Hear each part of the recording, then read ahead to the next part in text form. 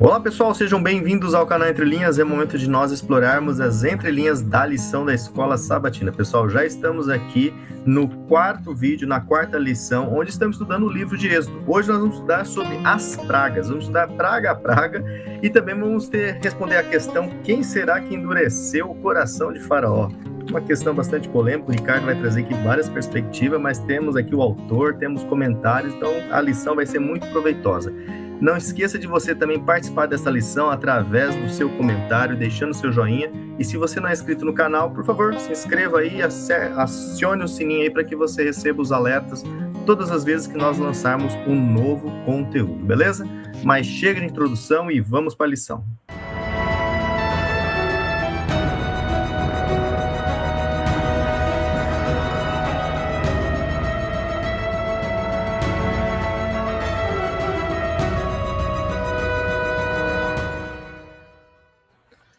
Bom, pessoal, hoje temos aqui o Ricardo, temos também o Alexandre e também o Marcos André. Viu, pessoal? O quarteto está completo. Achou que era só o Lúcio hoje na lição?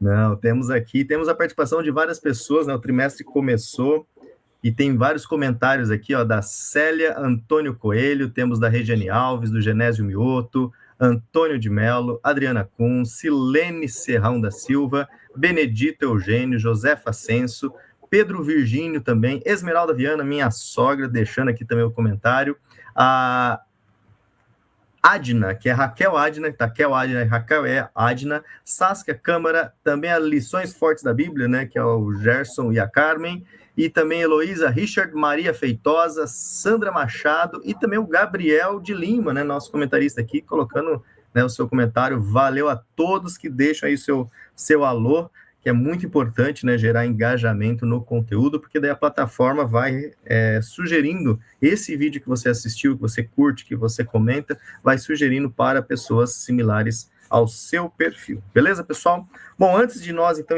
iniciarmos aqui o estudo das pragas, né, vamos chamar o Espírito Santo, que ele que ajuda-nos a entender, né, assuntos que às vezes são difíceis, mas vai ficar bem fácil agora com o estudo dessa lição. Vamos orar? Oremos. Senhor Deus, nosso Pai, nosso Criador, gratos somos a Ti, porque temos mais uma vez, Senhor, a oportunidade de nos reunirmos aqui, nós quatro, deu certo na nossa agenda, deu certo também com a nossa saúde, estamos todos bem, para aqui podermos conversar um pouco mais sobre esse assunto da Bíblia, Senhor. Mais uma vez, ilumina a nossa mente, do Ricardo, do Marcos, do Alexandre, a minha, de cada ouvinte, para que possamos entender, falar e também transmitir o conhecimento a todos aqueles que o buscam, Senhor. Use-nos humildemente, não merecemos, mas que a tua graça, a tua misericórdia nos cubra neste momento, em nome de Jesus. Amém, Senhor. Então, chega aí, Ricardo, agora é com você. Bom, vamos lá, gente. Estamos então na lição número 4, as pragas, né? Makot, Mitzaraim, as pragas do Egito. Eu vou, no verso áureo, a gente já vai entrar aqui, já vai começar descascando um baita de um abacaxi aqui, né? Já no verso, para memorizar, a gente vai começar a destrinchar esse abacaxi. Diz o seguinte, lá no Shemot 9:35, né? No Êxodo 39, no Êxodo 9:35. E assim, de coração endurecido, não deixou ir os filhos de Israel, como o Senhor tinha dito a Moisés. Bom, gente, aqui eu vou ler uma tradução um pouquinho diferente. 9:35. Assim o coração do faraó se endureceu e não deixou ir os filhos de Israel, como o Senhor tinha dito. Vamos lá. Primeira coisa. A gente já falou aqui no canal várias vezes, adotando aquela interpretação mais comum que ultimamente, principalmente na internet, canais, Novo Tempo, coisa e tal, aquela coisa, a gente já falou várias vezes aqui, né? Aquela coisa de que há uma progressão dessa questão do endurecimento do faraó, aonde em várias passagens nós vemos o faraó endurece o coração, em outras passagens que o Eterno endurece o coração. E aquele caminho para aquilo que convencionou se chamar dentro da doutrina, principalmente adventista, do pecado contra o Espírito Santo, nos últimos tempos, nos últimos anos, aí, ele começou -se a utilizar essas passagens, né? Como que fosse um progresso, como que se o indivíduo, em razão da sua teimosia de perceber os sinais do Eterno, chega um momento onde ali um lapso onde o indivíduo, onde a liberdade de escolha, onde o livre-arbítrio cessa, e aí o próprio Eterno é que endurece o coração da pessoa, mas primeiro haveria essa teimosia. Mas existem interpretações cristãs, interpretações judaicas, que variam. Interpretações, vamos dizer assim, teológicas, que variam. Eu primeiro vou fazer uma análise linguística, depois eu vou apresentar essas interpretações teológicas, e depois eu vou apresentar alguns vícios que muitos intérpretes se utilizam nessas interpretações, distorcendo os dados linguísticos. Ficou claro? Então vamos lá. Primeira coisa, gente, nós temos selecionei algumas passagens, tá? Lá em Êxodo, se o Lúcio puder colocar, Êxodo 7:13, Lúcio pode colocar na tela? Coloca na tela pra gente, Lúcio. Beleza, já está vindo. Todavia, o coração do faraó se endureceu. Primeiramente, a palavra hebraica aqui é razak. Essa palavra hebraica, ela pode ser traduzida por fortalecer, aumentar, crescer. Se optou por esse endurecimento, porque nesse contexto passaria melhor a mensagem. Mas poderia ser traduzido, e o coração do faraó se fortaleceu, se aumentou ou cresceu?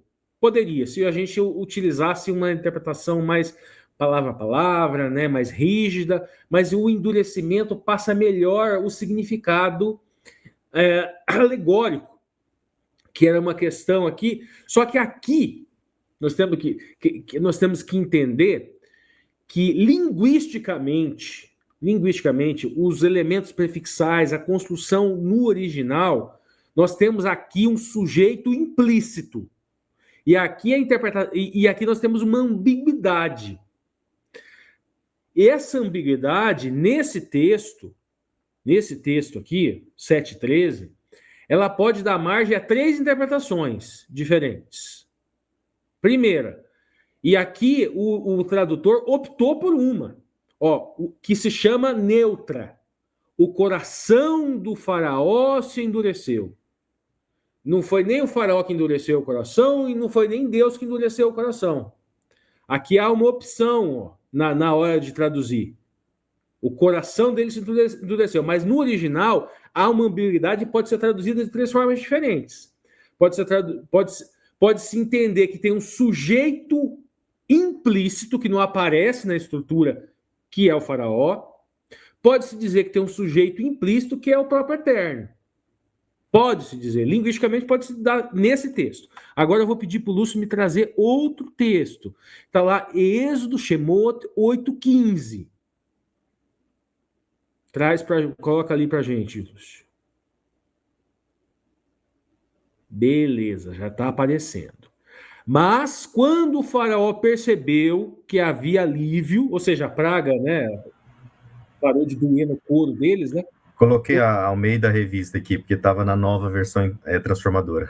Tá, vendo, porém, o faraó que havia alívio, continuou de coração endurecido e não os ouviu. Veja bem, aqui você percebe que agora aqui também já há uma escolha, né? Vocês conseguem mais ou menos perceber que a escolha aqui do tradutor foi pelo sujeito explícito Ele já traz o faraó como sujeito explícito? Já dá para perceber na tradução? Ocorre que aqui no original, de fato, a estrutura linguística do Êxodo 8,15 é o faraó endureceu o coração. Aqui nós temos um sujeito explícito no Shemot 8. Agora vamos lá, Lúcio. Êxodo 9,12. Êxodo 9,12. Traz para a gente aí. Vamos lá, Êxodo 9,12. Porém, o Senhor endureceu o coração do faraó, e esse não os ouviu, como o Senhor tinha dito. Percebe que o tradutor aqui dá para ver, né? Tá nítido. Sujeito explícito? Tá nítido. Na tradução em português, eu estou dizendo.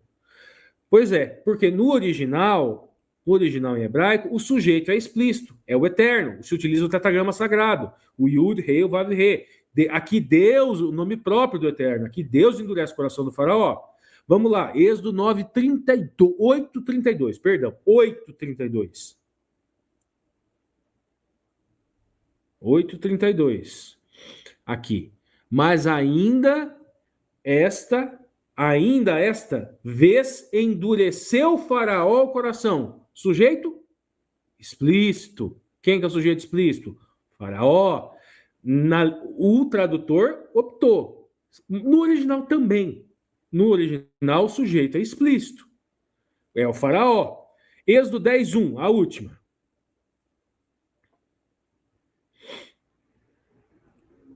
Beleza. Disse o Senhor: vai ter com o faraó, porque ele endurecia o coração e o coração dos seus oficiais, para que eu faça estes meus sinais no meio deles.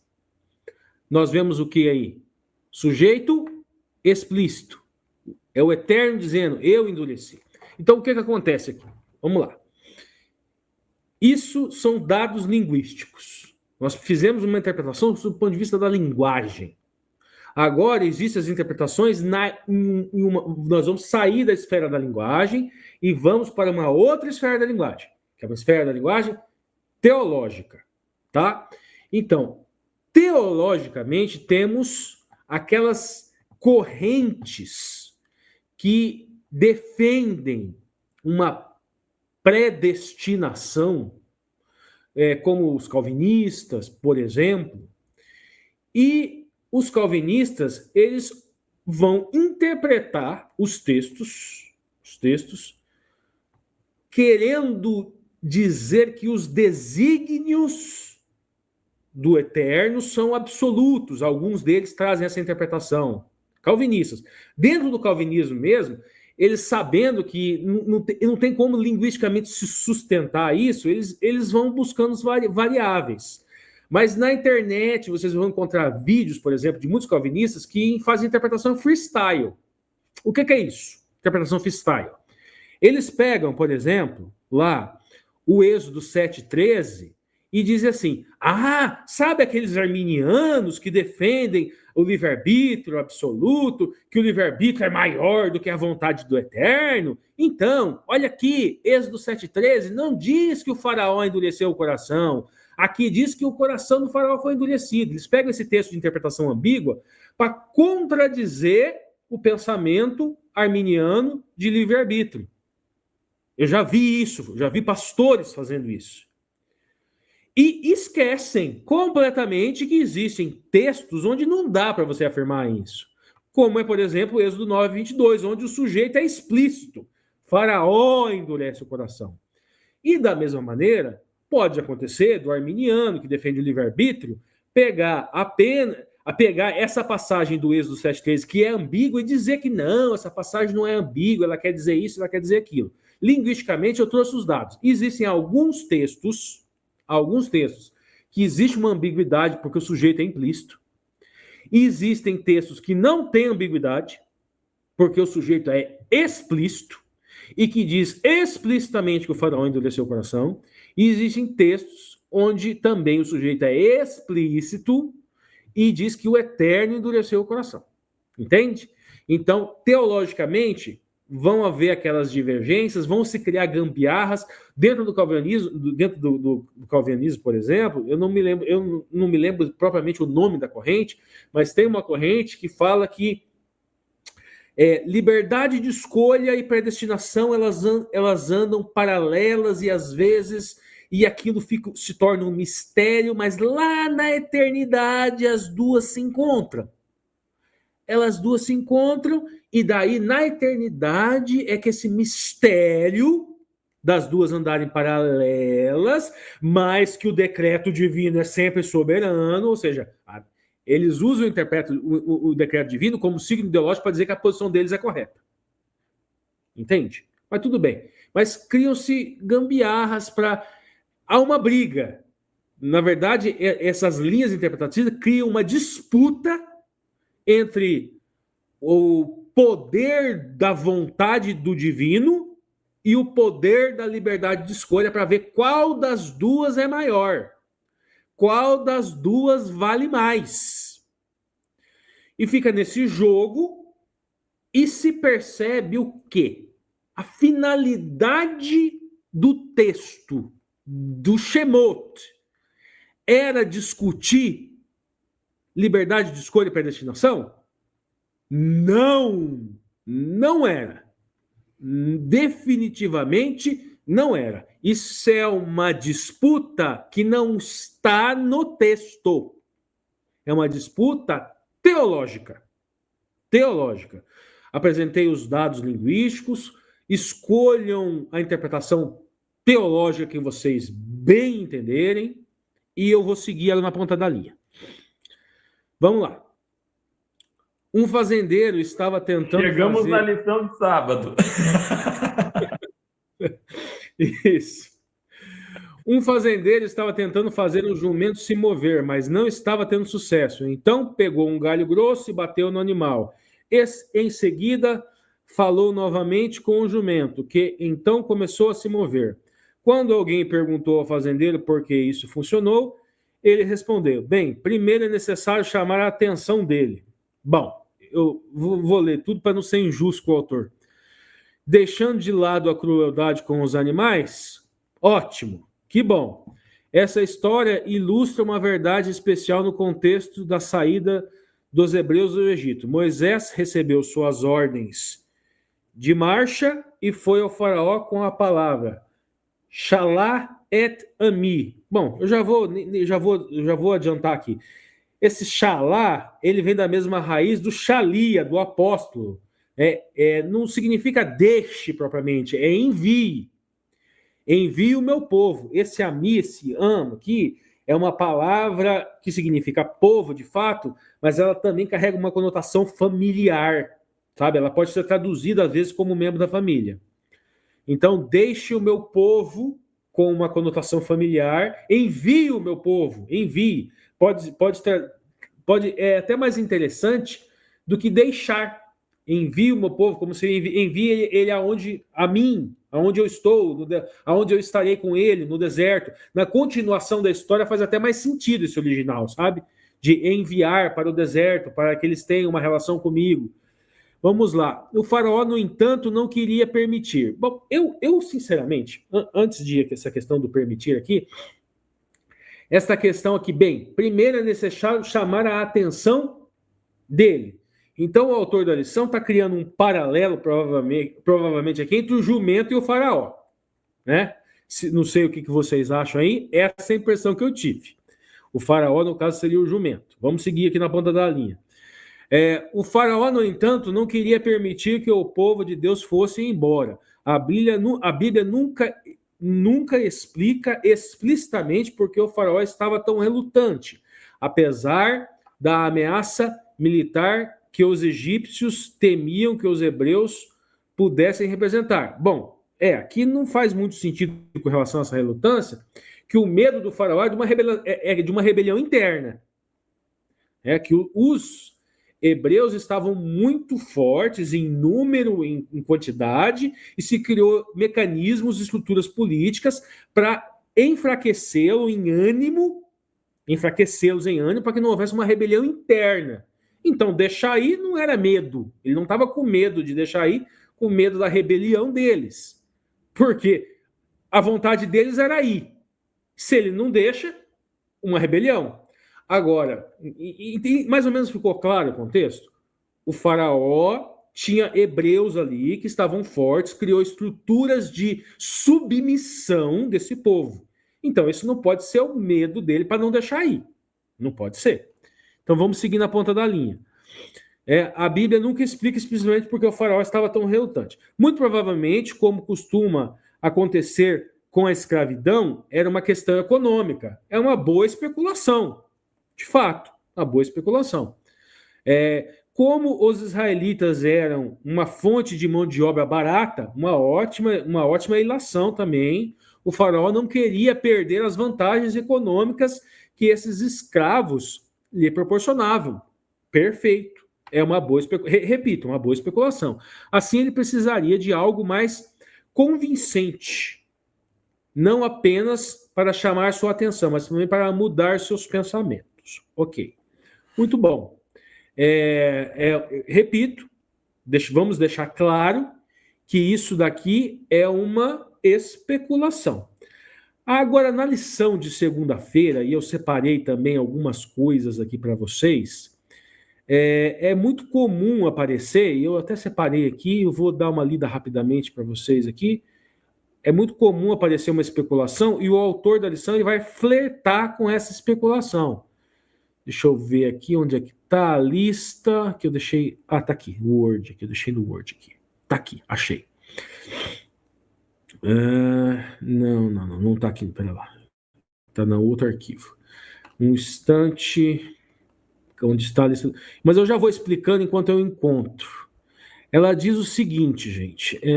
Vamos na ponta da linha aqui, daqui a pouco eu acho.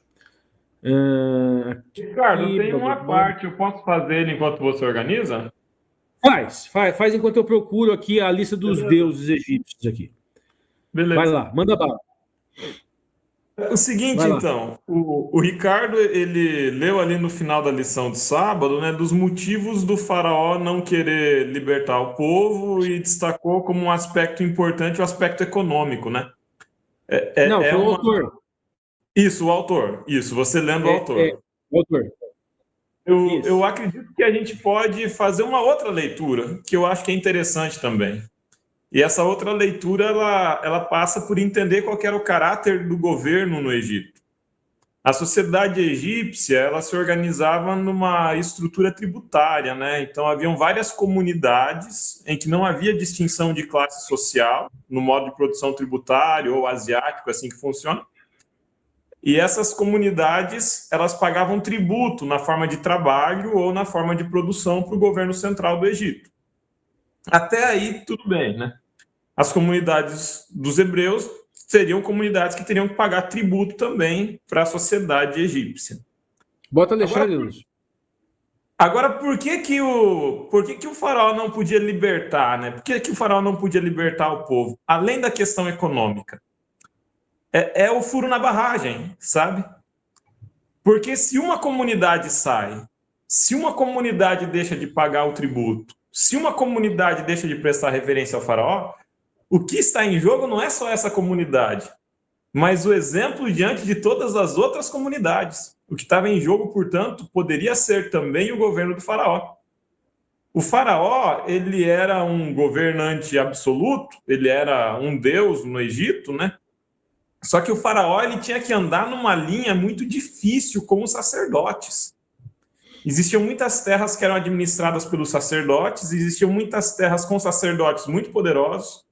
E se o faraó demonstrasse fraqueza, titubeasse, tropeçasse, ele poderia rodar também para as forças dos sacerdotes.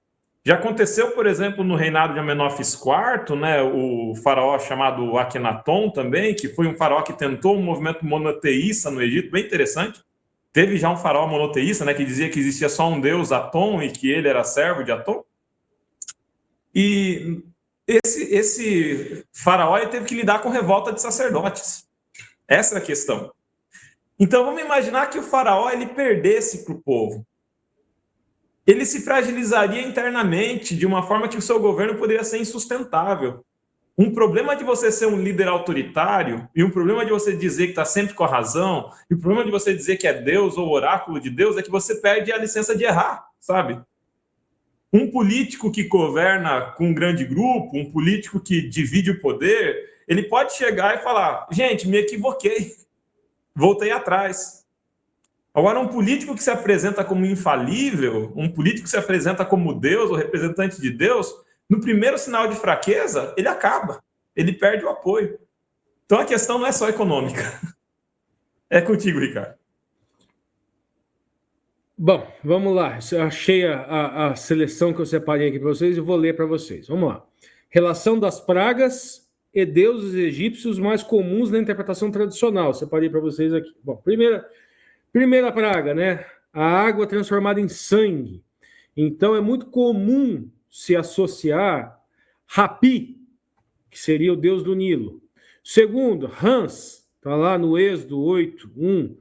Aí é Heket, deus dos sapos e da fertilidade. A rã é um símbolo da fertilidade, era um símbolo da fertilidade e inovação. Aí a praga dos piolhos e dos mosquitos. A interpretação é o deus da terra, ou Geb, porque os insetos surgem da poeira. Ataque ao deus da terra. Essa interpretação eu achei bem forçada. Moscas. Uaitist, Deus com cabeça de mosca. Nas pragas das moscas simbolizaria a desordem, blá, blá, blá. Peste nos animais. Hathor, Deus do amor e da proteção aos animais, ou Apis, que seria um touro sagrado.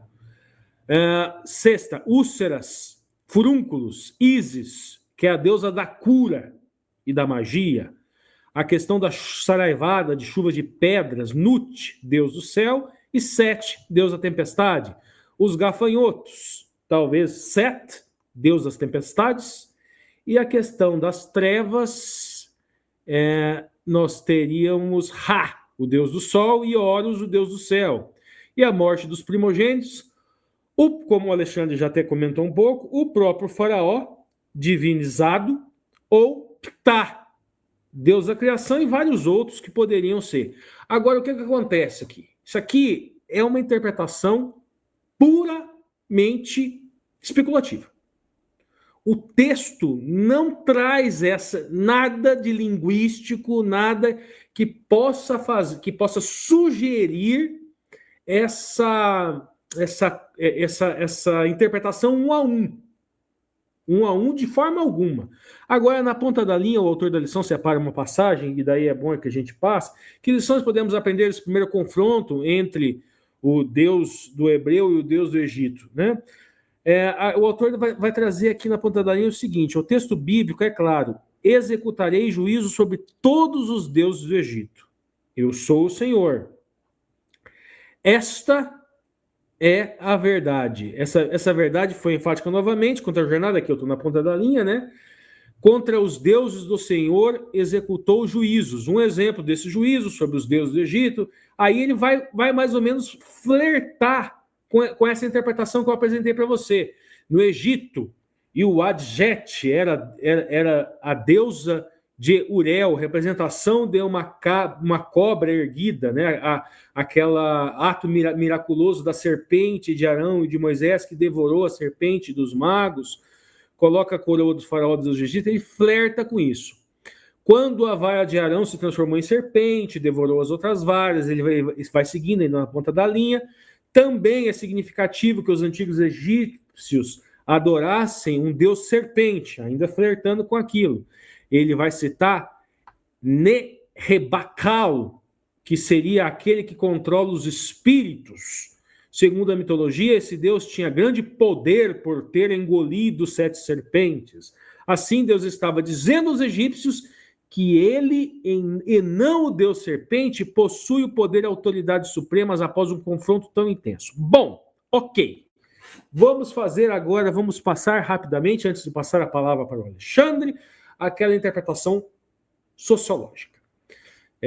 Aquela análise de linguística social aplicada, que eu sempre costumo fazer. Esse texto, gente, pode ser maleficamente utilizado para racismo religioso. Como? Eu sei de um caso de uma igreja evangélica, inclusive, próxima a um terreiro, que fazia cultos periódicos e infernizava a vida de uma senhora idosa, com quase 90 anos, que morava nesse terreiro, com gritos de sai Satanás, amaldiçoa os feiticeiros, assim como Davi lutou contra os pagãos, e outras frases demonizando, inclusive, a senhora de religião de matriz africana, e essas passagens também os deuses pagãos do Egito, os demônios, afasta, Senhor, os demônios. Uma falta de respeito com o credo de uma religião de matriz africana, que é muito comum entre nós. Nós sabemos muito bem. Todo mundo que está na igreja sabe do preconceito que nós temos com a religião de matriz africana. E nós podemos, muitas vezes, utilizar essas passagens, como esse texto que a gente acabou de ler, para racismo religioso. Vocês acham mesmo que o evangelho vai ter a possibilidade de entrar no coração de uma pessoa dessa porque ela endureceu o coração dela? Ou porque o seu racismo é um entrave para esse evangelho chegar lá? Vamos tomar muito cuidado com esse tipo de texto, e principalmente quando nós vamos nos pautar para as nossas ações práticas na sociedade. Antes de você pensar que tem uma pessoa do candomblé do outro lado, que antes de demonizar essa pessoa, nós temos que entender que essa pessoa também é um ser que esse Deus tem amor por ele. Muita gente adora a parte que Deus endureceu o coração do faraó. Ama essa parte. Enfatiza essa parte no seu discurso de forma abundante. Porque o coração dele é cheio de algo que o coração do Cristo não tinha. O coração do Cristo não tinha isso. E a última coisa que eu quero deixar claro, é óbvio que nós não devemos nos converter, adorar os deuses, ir para um terreiro, fazer macumba. É evidente que não. Eu estou falando de evangelização. A função, a emuná do cristão é levar essa mensagem para todos, para uma universalidade. Vamos tomar muito cuidado com essa história de não, o pessoal do candomblé endureceu o coração. Será que não é você que está com o coração endurecido por um exclusivismo, por um exclusivismo, enquanto que o evangelho é para todos. A bênção abrâmica é para todas as famílias na terra. E a última reflexão que eu quero fazer, gente, também é o seguinte. Vamos perceber no comentário do Alexandre, o Alexandre vai seguir agora também, questões econômicas e questões religiosas, elas se interligam aí pelo faraó não ter liberado esse povo. Nos dias de hoje, no nosso meio, questões políticas, questões econômicas e questões religiosas estão se imbricando, se relacionando com o discurso religioso. A finalidade, muitas vezes, do discurso religioso não é de levar uma boa notícia. Ela é do ganho econômico, é do proveito político, é do ganho político. E muitos políticos, muitos falsos sacerdotes estão se apropriando desse discurso para enganar, para nos enganar, para fingir que, na verdade, eles são religiosos, que estão... Não, olha aqui, eu sou crente, eu sou religioso. Vote em mim. Mas a intenção dele é poder político. Vocês analisem quem são esses políticos, quem são esses sacerdotes. Eu não estou aqui para dizer quem é. Mas vocês sempre comparem com o exemplo do discurso do Cristo. Do Cristo. Não da pálida, da torpe descrição de Cristo que muitas pessoas usam por aí. Eu acredito que o Alexandre vai desenvolver isso daí, que eu tenho certeza que na fala dele ele vai desenvolver isso daí. Pode tocar, Alexandre. Não vou. Vai sim, tenho certeza que você não vai aguentar. Vai lá. A lição de segunda-feira ela tem por título Quem endureceu o coração do faraó, né? E aí tem alguns textos básicos daqueles que o Ricardo já leu. Eu acho que o Ricardo passeou pela linguística com maestria ali, apontou bem como num texto o coração se endurece, como no outro texto Faraó endurece o coração, como no outro texto Deus endurece o coração do faraó. A leitura que eu tendo a fazer dessa situação, ela vai muito na linha da leitura bem tradicional que fala da ideia do pecado contra o Espírito Santo, né? De como o coração do faraó ele não se endurece de início, ele vai num processo de endurecer-se. E aí o autor ele faz uma comparação lá no último parágrafo, né, de como a manteiga e o barro reagem diferente diante do calor, para demonstrar como uma mesma ação de Deus ela pode surtir resultados diferentes, ou uma mesma situação ela pode surtir resultados diferentes em pessoas diferentes. Então, uma pessoa diante do sofrimento, ela se quebranta. Uma pessoa diante do sofrimento, ela busca Deus. Uma pessoa diante do sofrimento, ela renega Deus. E ela contesta a existência de Deus. Uma pessoa diante do sofrimento se apega e outra se afasta. A diferença não está no Deus. A diferença está na reação e nas escolhas que cada pessoa faz diante do sofrimento e diante da ação de Deus. O faraó sofreu. Isso é fato perceptível ali. Cada praga que cai, ela vai num crescente de sofrimento e de juízo. E esse crescente de sofrimento e de juízo, ele ofende profundamente o faraó. Porque o faraó ele estava diante da necessidade de desapegar de algo que lhe era muito caro, a sua própria divindade. O faraó era Deus, mas ele precisava reconhecer que ele não era Deus. Ele precisava reconhecer que havia um Deus que era soberano sobre ele e que mandava nele. E o faraó foi tendo muitas oportunidades de escolher e ele não escolheu. E o coração de faraó se endureceu. Acho interessante a gente ter claro, por um lado, o livre-arbítrio, ou seja, o direito de escolha do faraó. E para mim é fundamental isso porque é incompatível com a noção que eu tenho de Deus pensar num Deus que cria um teatro de sofrimento e que impede a oportunidade do arrependimento. A oportunidade do arrependimento estava aberta. Mas não fala que Deus endureceu o coração do faraó. A gente pode entender esse endurecer o coração como um ato de desrespeito à livre vontade e à livre escolha. Então, nessa visão, Deus age diretamente no coração do faraó e fala o seguinte: não, faraó, você não vai se arrepender. Ou a gente pode entender esse processo de endurecimento do coração de faraó como uma consequência da ação de Deus e uma consequência do juízo de Deus. Então, Deus age e no agir de Deus ele endurece o coração de faraó. O que não significa que Deus não tenha deixado aberta a porta da graça e do arrependimento. E na lição de terça-feira, a gente tem um momento muito interessante em que a graça se manifesta. Na lição de terça, a gente vai falar das 3 primeiras pragas, né? A primeira praga é em Êxodo 7, 14 a 25. Ali descreve a primeira e a segunda ela vai estar lá em Êxodo capítulo 8 já, né? Chegando, quando aparecem as rãs, a primeira praga é a água que se transforma em sangue. E a terceira praga está lá em 8:16, quando aparecem os piolhos.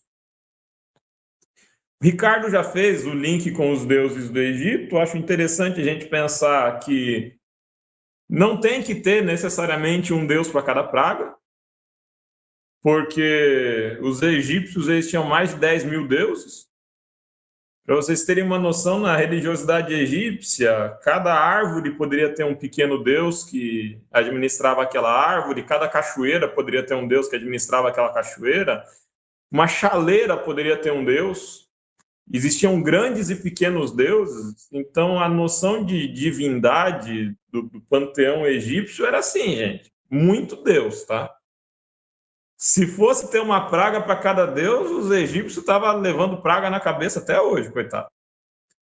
Então, o que o texto fala? Né? O texto fala que serão julgados todos os deuses do Egito. Logo, em cada praga, todos os deuses do Egito estão sendo julgados. E como que esses deuses são julgados? Esses deuses são julgados com a explicitação de uma coisa.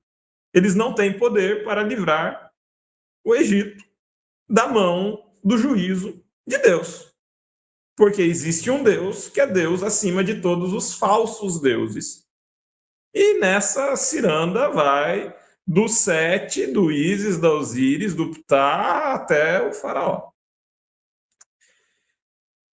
Primeira praga a gente falou, né? As águas se tornam em sangue. Só destacar a importância das águas do Nilo. E o que era a água do Nilo, gente? O Egito ele tinha fundamentalmente uma fonte de água, que era o Nilo. O historiador grego vai dizer que o Egito é uma dádiva do Nilo.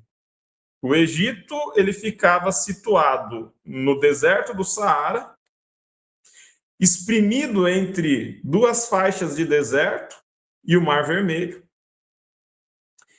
E ali no meio corria um rio. E se você tiver curiosidade, entra no Google Earth, aí, na imagem de satélite, e veja o que é uma visão de satélite do Alto do Egito. Você vê uma linha verde, aquela linha verde é a área agrícola no entorno do Nilo. A vida dependia do Nilo. E quando o cajado é estendido sobre as águas e as águas se transformam em sangue, é a vida do Egito que se esvai. É a vida do Egito que morre. Quando chega a segunda praga, o Lúcio abriu o mapa, você consegue colocar o filtro de satélite, Lúcio? Porque se colocar o filtro de satélite, daí fica bem perceptível. Olha só, isso aí é o Egito, gente. Então, obrigado, Lúcio. Isso aí é o Egito. Essa linha que vocês veem, ela não é o Rio Nilo, tá? O Rio Nilo ele não é visível dessa distância do zoom. Essa linha que vocês veem são áreas agrícolas. Esse braço de água azul que vocês veem na beirada é o Mar Vermelho, no canto direito da tela. Pode dar bastante zoom no rio, Lúcio. Isso ainda não é o rio. Isso ainda não é o rio. E agora vocês veem o rio. Obrigado, Lúcio. Essa área ao redor é área agrícola. E esse risquinho azul ali é o Rio Nilo. Então, o que torna o que torna o Egito habitável é o Rio Nilo. Sem Rio Nilo não tem Egito. E a maior parte da população do Egito fica ali na esteira do rio. Quando a gente chega em Êxodo 8, vem a segunda praga, né? Que são as rãs. E é interessante porque ali essas pragas incomodam muito o faraó, e o faraó sofre. E o faraó conversa com Moisés e pede tal, e Moisés pede que as rãs se retirem, e as rãs param de afligir o faraó, elas se contêm, e há um horizonte de graça que tá perceptível ali. Sabe o que me faz pensar quando eu vejo essas rãs recuando? Os exércitos romanos recuando do cerco de Jerusalém. Sabe? É um tempo de graça. Deus estava mostrando para o faraó o seguinte: eu tenho o poder de colocar a praga, eu tenho o poder de tirar a praga, e eu estou dando um tempo para você refletir. A gente olha para o castigo, a gente olha para o Deus endurecer o coração, mas a gente precisa lembrar que Deus é um Deus que permite arrependimento, que faz reiterados apelos. Só que quando a gente chega no Êxodo capítulo 8, verso 15, a gente tem a resposta do faraó à graça do divino. A resposta do faraó à graça do divino vem nas palavras: o faraó endureceu o seu coração. E aí tem o sujeito bem delimitado no texto, é o faraó endurecendo o seu coração. Então a resposta do faraó à graça foi a negativa da graça, foi a fuga da graça, a esquiva da graça e a resistência. Chega capítulo 8, verso 16. Vem a terceira praga, piolhos. E junto com a terceira praga vem o reconhecimento agora não mais do faraó. Em alguma medida o faraó reconhece nas rãs, só que depois endurece o seu coração. E quando chega a 8:19, os magos reconhecem o poder de Deus. E os magos chegam para o faraó e falam assim, faraó, o negócio tá meio diferente isso aí, sabe? Mexer e transformar água em sangue, a gente até consegue. Transformar cajado em cobra, a gente até consegue. Agora, transformar terra em piolho, o negócio começa a ficar mais complicado, faraó. Isso está meio esquisito, está pesado. Então, quer dizer, aquela afirmativa inicial, sabe, do faraó não poder ceder, ela é importante. Só que agora, até a base religiosa, até os sacerdotes estão olhando para o faraó e estão falando assim, talvez ceder não seja um negócio tão ruim assim. Tem um Deus que está por trás disso. E a gente não tem certeza que os nossos deuses vão ganhar esse combate, vão ganhar esse enfrentamento, faraó. Agora eu quero terminar falando de uma outra pessoa. De uma outra pessoa não, de um outro grupo que está olhando para isso tudo, que são os hebreus. A gente não pode esquecer que todas essas pragas, elas estão acontecendo sobre os egípcios, mas elas estão acontecendo sobre os egípcios aos olhos dos hebreus. Então, os hebreus que tinham levado o chicote no lombo, eles estão vendo agora, em alguma medida, um dia da reparação. Eles estão olhando para os seus algozes, que eles entendiam antes como todos poderosos, e estão vendo que eles estão sofrendo. Eles estão olhando para os deuses e para os sacerdotes egípcios que tinham sido ensinados a temer e a tremer, e estão vendo que eles estão sendo derrotados.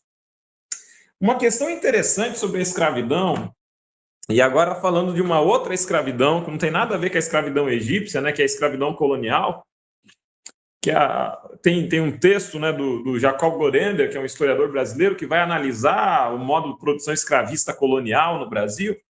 E aí ele vai demonstrar sobre como os processos de escravidão, eles precisam destruir a subjetividade no interior do escravo, na cabeça, na vida do escravo.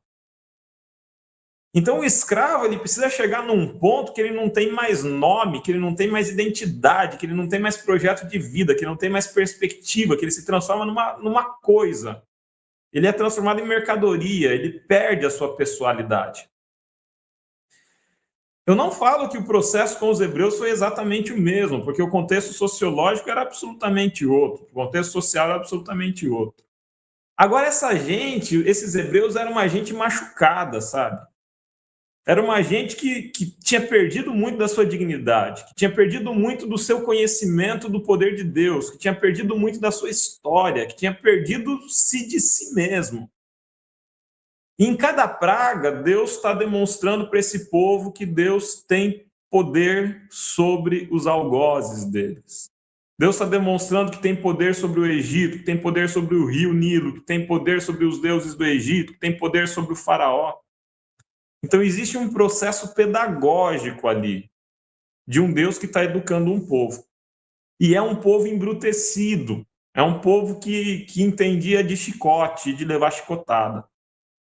Quando a gente tem a continuidade do Êxodo, e eu vou passar para o Marcos já, só para a gente olhar no horizonte do Êxodo, eu falei lá na lição lá atrás que eu gosto de entender Êxodo como um movimento de um Deus que se apresenta, né? De um Deus que busca o povo que vai se apresentando. É isso, a gente vai vendo um Deus que se apresenta de diferentes formas. Ele precisa, num primeiro momento, se apresentar como um Deus que tem poder de praga, sim, só que ele se apresenta também como um Deus que oferece o pão e a água e a sombra e cuida, e a proteção e o cuidado.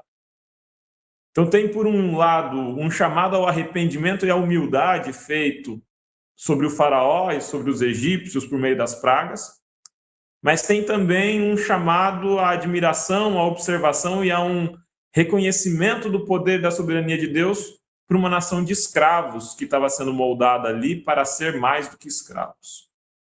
Terminamos terça e eu passo a bola para o Marcos André.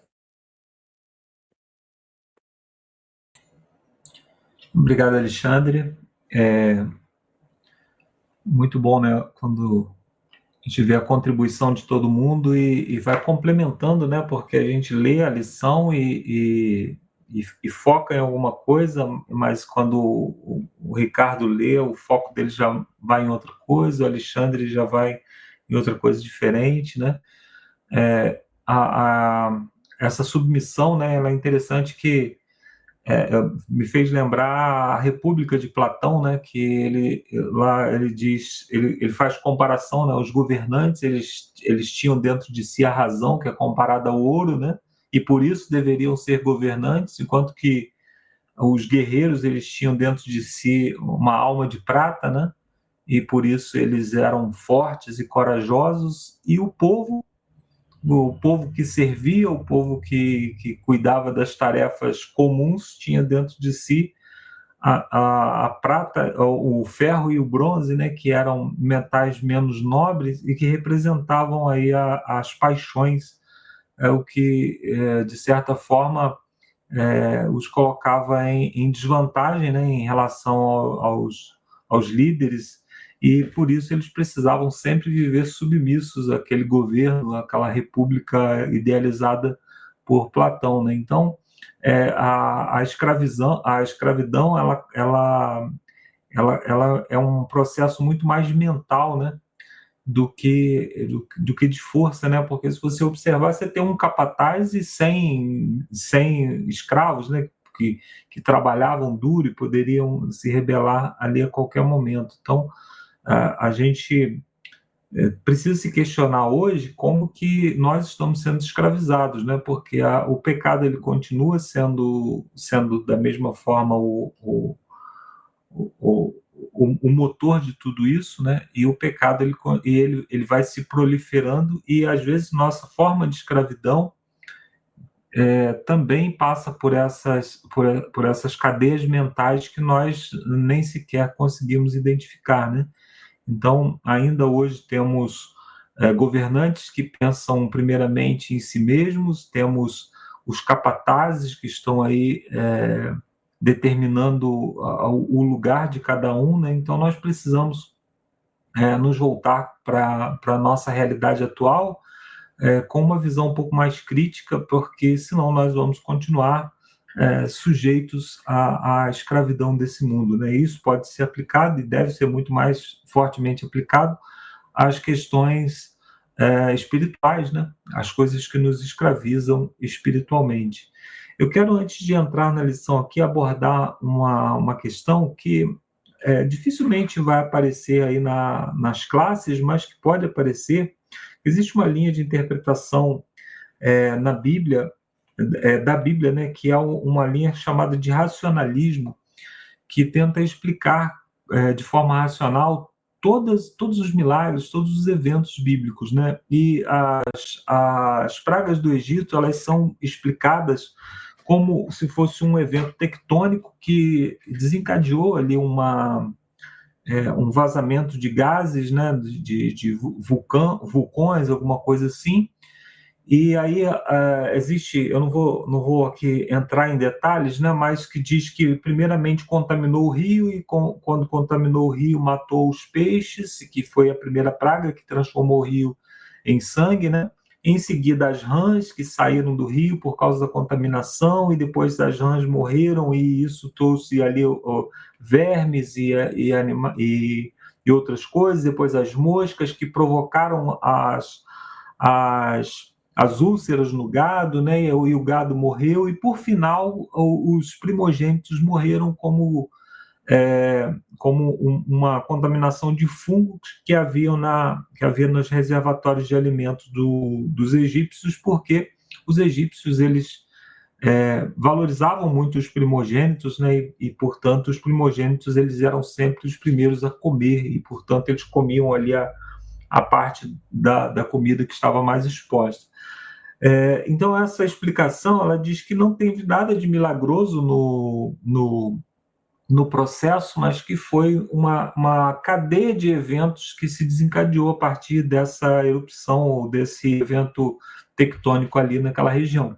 Bom, isso já seria, né, isso já deveria nos impressionar, né, se isso no final tivesse desencadeado a saída do povo do Egito, né? Isso, se não tivesse nada mais ali. O fato de que Moisés e Arão anunciavam cada coisa que iria acontecer nos mostra que, mesmo que Deus tenha se utilizado de um evento natural, né, ainda assim isso deve nos impressionar como um milagre, né? E a Bíblia, ela não tem o papel de explicar cientificamente cada ato, cada coisa que acontece, não é esse o objetivo, mas de mostrar como Deus se movimenta na história, na natureza, nos eventos que ocorrem, né, para que a sua vontade ou o seu governo continue se fundamentando na mente daqueles que desejam, né, reconhecê-lo como Deus, e também que o juízo se manifeste. O apóstolo Paulo fala, né, que a natureza é um testemunho do juízo que vem contra aqueles que se rebelam contra Deus. Então, nós não temos dúvida que, mesmo que esse tenha sido um evento natural e que prove-se cientificamente que esses eventos ocorreram no Egito por conta de uma placa tectônica ou de um vulcão, ou de qualquer coisa desse tipo, ainda assim, né, nós podemos ver como um milagre. Eu quero terminar essa digressão aqui com uma frase que é atribuída ao Albert Einstein, né, que ele diz que nós temos duas maneiras de ver as coisas. Nós podemos olhar para tudo e acreditar que tudo é um milagre, ou olhar para tudo e acreditar que não existe milagre. Então, fica como opção para cada um e se encaixa muito nessa questão do endurecimento do faraó, né?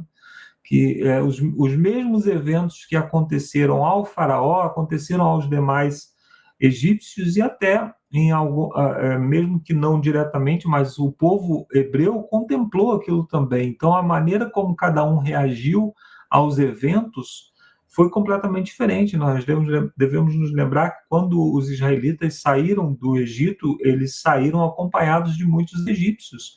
Quando o gado morreu, quando teve a chuva de pedras, né?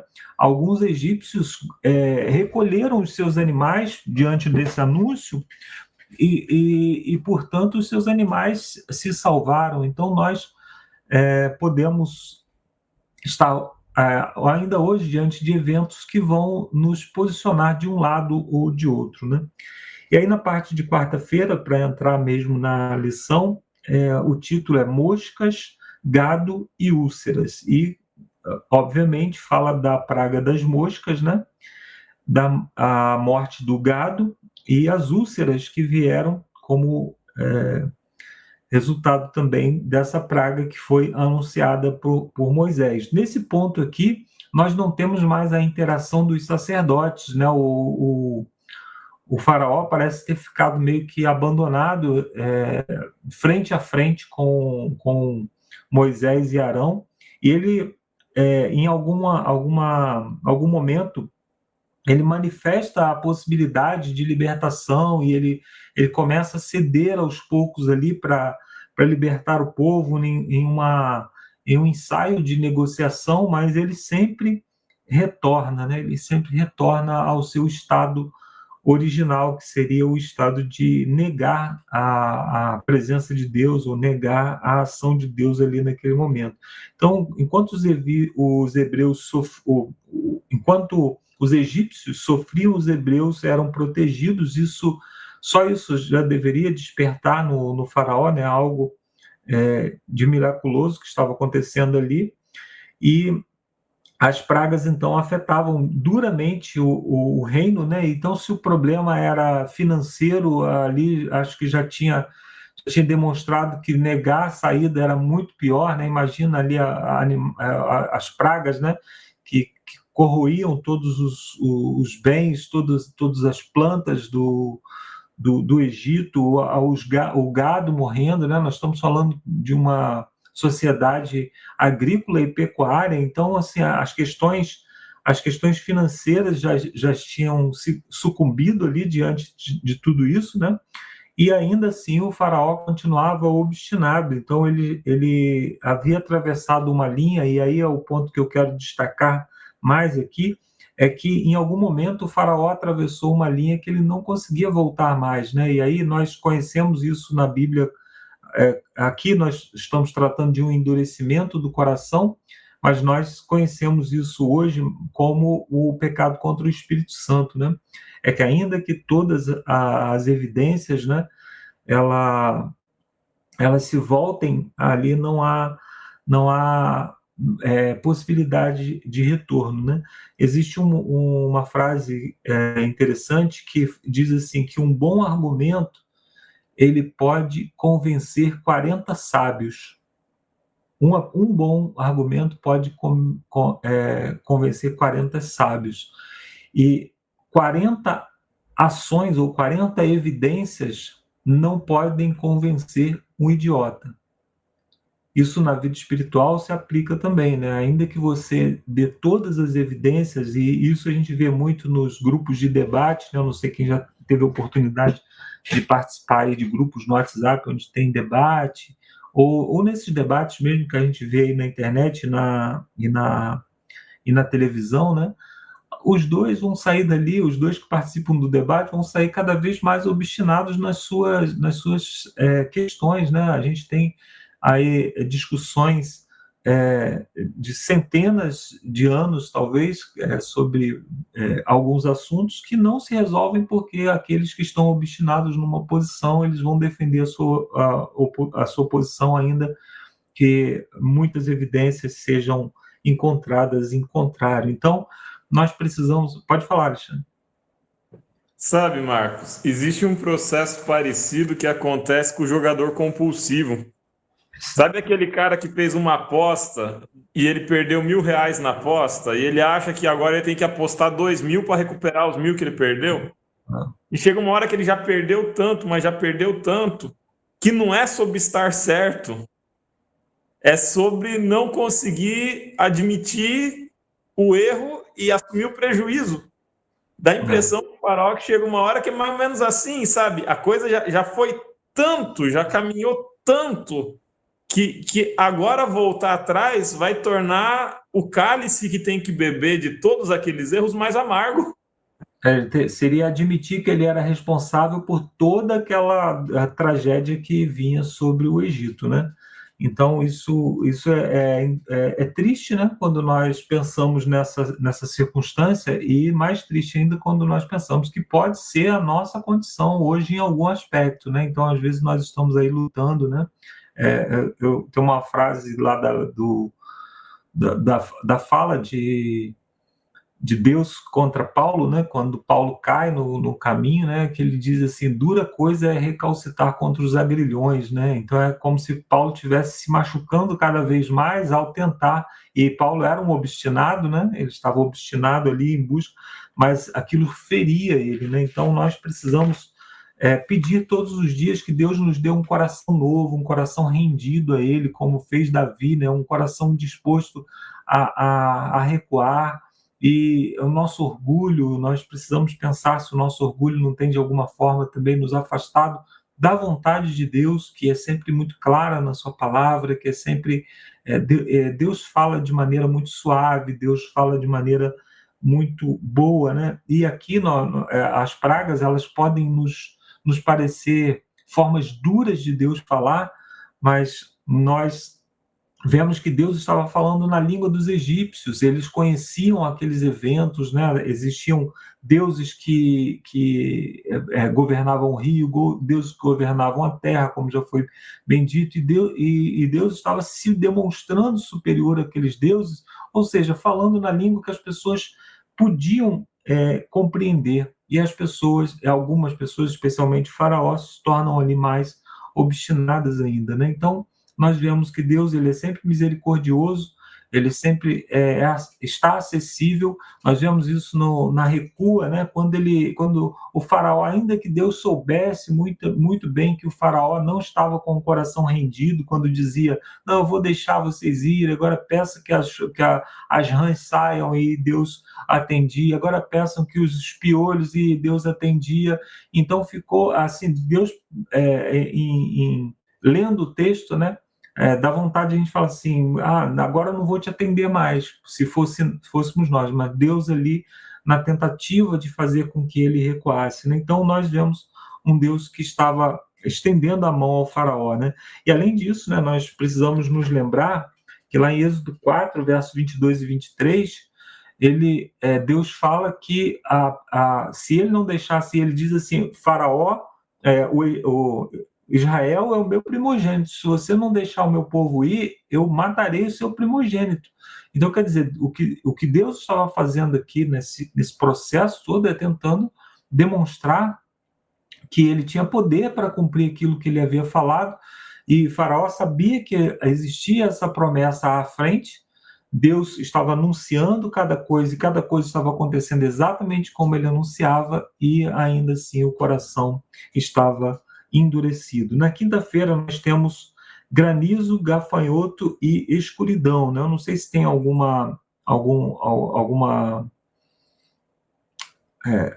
interpretação, alguma chave linguística, alguma coisa aí para dizer granizo, né? Porque nós sempre ouvimos a chuva de pedras, né? Mas aqui tem a palavra granizo, que é diferente. Acho que o que choveu foi granito mesmo, né? A gente fala chuva de granito quando chove o granizo, né? Mas lá acho que foi granito mesmo. Então, o granizo também era uma forma de ir contra os deuses que estavam ali no Egito também e tudo mais, e o autor vai nessa linha, né? Ele diz que quer dizer, é uma linha bíblica, né, que diz que Deus estava trazendo juízo contra os deuses do Egito, né? E o deus maior deles era Ra, que é o deus Sol, então por isso terminou aí com a escuridão, né? E aí o faraó tentando negociar, né, e essa negociação foi em vão. Mais uma vez eu destaco, né, que diante das evidências ali, o faraó viu que era a mão de Deus que estava agindo, e nesse momento então ele estava cometendo o que nós chamamos de pecado da mão estendida, né, que é quando você já não se recusa já a ouvir Deus, não quer mais, você sabe que está indo contra Deus, né? Então o processo começou com ele pedindo sinais para provar que Deus estava realmente agindo. Depois ele ficou em dúvida quando os seus sacerdotes faziam os mesmos sinais, e depois ficou claro que os próprios sacerdotes admitiram que era o agir de um Deus poderoso, e ele continuou obstinado, né? Então o pecado, né, ele é progressivo, como diz lá no Salmo 1, né? Salmo 1 diz que nós não devemos, bem-aventurado aquele que não anda no caminho dos pecadores, não se assenta na roda dos escarnecedores. Então primeiro ele anda, depois ele para, depois ele se assenta. A mesma coisa aconteceu com o faraó, né? Primeiro ele duvidou, primeiro ele pediu provas, depois ele duvidou, e depois ele estava obstinado contra Deus. O faraó continuou, aqui na linha da lição, né, ele diz, o faraó continuou e não cedeu de maneira alguma. E aí o autor diz aqui que, em algum momento, isso pode ter se tornado simplesmente uma questão de orgulho, como já foi dito pelo Alexandre, né? Não importavam as poderosas evidências e clareza de tudo que estava acontecendo, e que a escolha correta estivesse bem diante dele. Após um pouco de hesitação, o faraó não se submeteu à vontade de Deus. Por outro lado, seus servos declararam: até quando esse homem será perigoso para nós? Então eles demonstraram, aí eles disseram, né, deixe ir essa gente para que adorem ao Senhor, o Deus deles. Será que o rei não sabe que o Egito está arruinado? Perceba que se a tentativa era uma coisa financeira, já não fazia mais sentido, né? E aí diz aqui que esse é um exemplo marcante das palavras antes da palavra, né? Antes da ruína vem a soberba e o espírito orgulhoso precede a queda. Provérbios 16, verso 18. E aí, para encerrar a minha parte, eu quero deixar aqui uma meditação, né? Um pensamento para a nossa mente, que é o seguinte: Deus, ele fala conosco na nossa língua. Qual é a língua que você tem escolhido falar com Deus? Às vezes você escolhe, por exemplo, estudar a Bíblia, como nós estamos estudando aqui agora, e essa é uma escolha muito nobre que você fez, né? Mas algumas pessoas escolhem a língua da necessidade, e como Faraó, quando a necessidade passa, se esquecem de Deus e se afastam, né?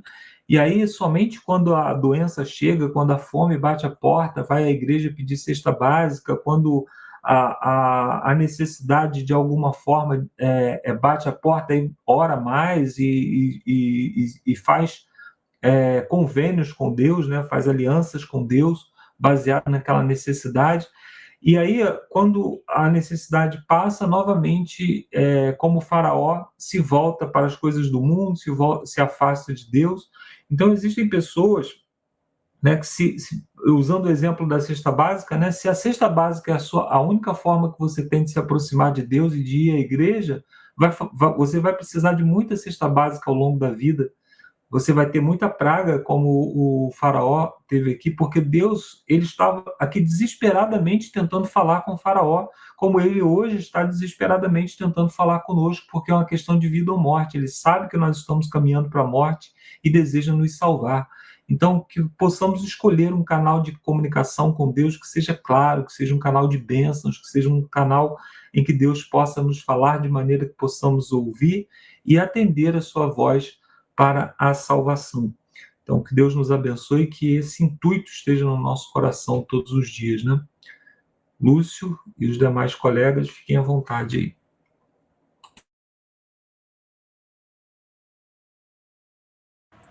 aí. Marcos, realmente a obstinação do ser humano, tanto é que vai trazer aqui a pergunta 2, vai trazer essa consideração. Mas vamos para a pergunta 1, são duas perguntas que vão realmente trazer todo esse assunto, esse conteúdo agora para uma forma mais prática, dia a dia, para uma análise e até estendê-la para outros personagens bíblicos. A primeira pergunta começa com umas questões, mas ela já vai responder nas últimas questões, ela traz a resposta. Diz assim: por que o faraó se permitiu ser tão endurecido que, mesmo diante do que deveria ser a escolha evidente e correta, que era deixar o povo ir, ele ainda se recusou? Como alguém poderia se enganar tanto a ponto de não enxergar o óbvio, né? Que advertência isso nos traz, né? E podemos ficar tão endurecidos no pecado a ponto de tomar decisões desastrosas quando a decisão correta e o caminho certo estão bem diante de nós, né, o tempo todo. E aí, a última parte é quais os personagens bíblicos que também cometeram o mesmo erro. Mas na primeira parte aqui, será que a gente pode cometer o mesmo erro de Faraó? Na verdade, nós podemos sim. E a resposta é porque nós estamos o quê? Nós estamos endurecidos no nosso pecado, né? Ou seja, nós estamos obstinados em fazer a nossa vontade, nós estamos distante de Deus. O Marcos estava falando sobre tornar Deus, a linguagem que Deus, né, nos comunica a nós, é a linguagem que a gente escolhe, aquela linguagem que a gente está mais acostumado, né? Eu vejo que algumas pessoas pensam em Deus como se fosse um peru, fosse uma maçã do amor, coisas bem sazonais, né? E não é. Deus é o nosso arroz, nosso feijão, nossa água, é algo diário, é algo constante, né? E não algo sazonal, ou algo de um dia da semana, né? Ou de uma manhã, ou de uma noite, uma tarde, sei lá, né? É algo constante, é o respirar, né? Quer vivamos, quer morramos, quer respiramos, quer comamos, bebamos, tudo fazemos na presença do Senhor.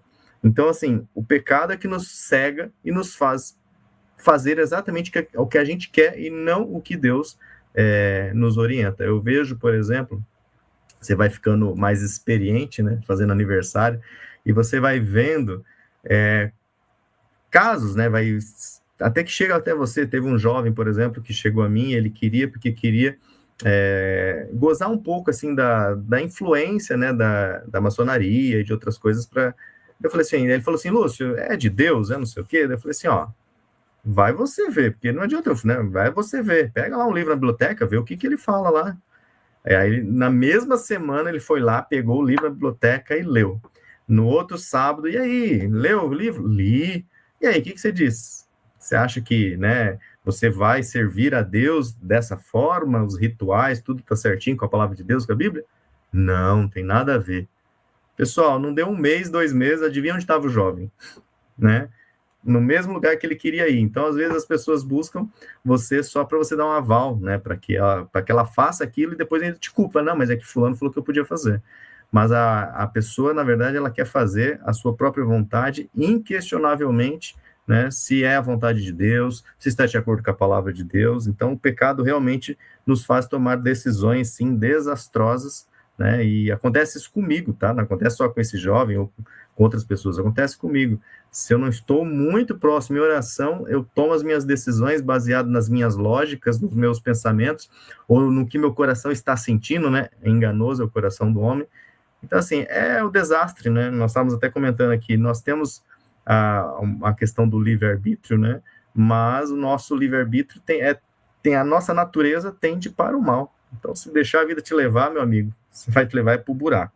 Outros personagens que tiveram o mesmo comportamento, né? Saul, conhecendo tudo que conheceu, ainda foi consultar necromante, né? Ainda foi fazer tudo contra o que Deus tinha falado. Balaão, apesar de ter conversado com Deus, Deus ter falado, ó, não amaldiçoe aquele povo, não fala nada, não é para você ir. Ele ainda vai, será que eu posso ir uma segunda vez? Até que Deus fala, vai, mas você vai falar o que eu colocar na sua boca, né? E até o próprio Jacó, né, que já tinha, pelo desprezo do irmão, ele já tinha, né, a primogenitura, ele dava mais valor a ela, e aí armou toda aquela encenação com a sua mãe, né, para enganar o pai, e olha o que deu, né, na vida dele. Então, assim, vários outros personagens, eu coloquei só esses 3, mas você pode colocar também os seus personagens aí, que tiveram o mesmo comportamento de coração endurecido de Faraó. A segunda pergunta em determinado momento, em meio à devastação que o faraó havia causado em sua própria terra e ao seu povo, ele declarou, lá em Êxodo 9, 27, desta vez pequei, o Senhor é justo, porém eu e o meu povo somos ímpios. E ele coloca, dizendo que, né, até os seus servos, os seus militares, né, seus generais, todos eles se arrependeriam, né, do que ter feito. Isso no verso 27 e 28. Quando você vai lá para o verso 34, aí já diz assim, eu vou ler aqui para vocês, tendo visto o faraó que cessaram a chuva, as pedras e os trovões, e aí diz o verso aqui, ó, no finalzinho, tornou a pecar, a endurecer o coração, ele e os seus oficiais. Né? Ou seja, vai, se arrepende e volta. E aí o autor pergunta para a gente assim, embora tenha sido uma confissão notável, né, de pecado naquela ocasião, por que sabemos que não foi autêntica? Né? Primeiro, porque, né, os próximos versos já vão mostrar que ele não permaneceu naquele contrato, naquela promessa, naquele arrependimento que ele tinha demonstrado. Logo depois ele volta e faz exatamente a mesma coisa. E aí, né, foi um arrependimento temporário, né? Ou seja, acontece com a gente, quantas vezes, né, a gente não se arrepende de ter feito alguma coisa, eu mesmo, né? Minha vida inteira, na verdade, assim, desde jovem, a gente se arrepende de ter feito alguma coisa, fala, Senhor, não, nunca mais vou fazer isso na minha vida, eu prometo. Nossa, né, usar umas palavras feias, né, que coisa ruim que eu fiz. E aí passa-se dias, semanas, meses, anos, e eu falo assim, fiz de novo, Senhor, perdão, né? Graças a Deus que Deus tem uma misericórdia enorme, né, da gente, né? Então, realmente a gente tem que ver se a gente está querendo arrependimento genuíno. Eu creio, na verdade, que a gente, né, a vida cristã é uma caminhada, passo a passo, você vai crescendo, você vai aprendendo, né, a lidar mais até com o seu próprio eu, com sua própria psique, né? Você vai entendendo um pouco mais de si e aí você consegue, né, junto a Deus e evitando certas situações, tá?